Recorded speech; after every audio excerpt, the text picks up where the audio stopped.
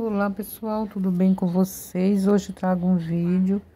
Eu vou ensinar como fazer um xarope para tosse, para gripe, para resfriado. Você que tá com um catarro preso na garganta, catarro preso nos pulmão.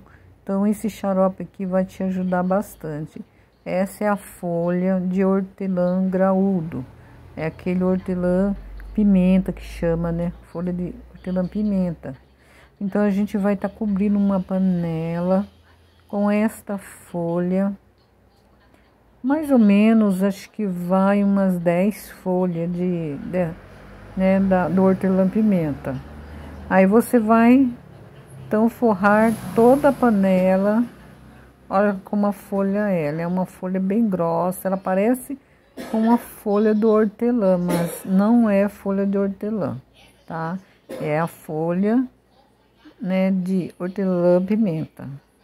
Então, a gente vai tá usando uma cebola também. E se você tiver cebola roxa, melhor ainda, porque a roxa é melhor. Mas como não tenho, eu tô fazendo essa da cebola branca mesmo. Mas o benefício vai ser o mesmo, não tem problema nenhum, tá, pessoal?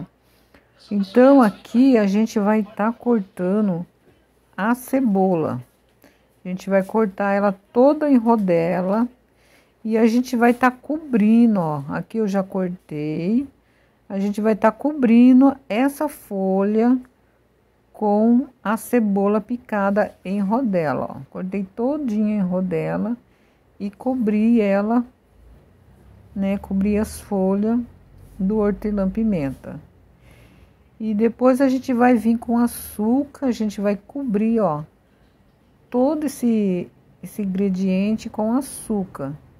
Você deixa toda bem coberta. E a gente vai estar colocando esse preparo no fogo para derreter e vai virar, né, tipo uma calda, um xarope. Aqui a gente já derreteu, já, ó, como que ficou. Deixei no fogo baixo e, ó, ela vai ficando uma calda. Aí vai engrossar bem mais, aqui tá quente ainda. Aí você vai estar vai coar isso daqui numa peneira e vai estar colocando no vidro.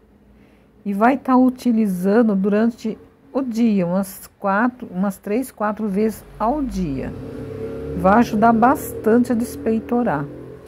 Pode ser para adulto, criança, somente diabético não pode, porque contém açúcar e vai bastante açúcar, então diabético não pode tomar. Mas criança também acima de 1 ano, tá bom? Espero que goste. Tchau, tchau.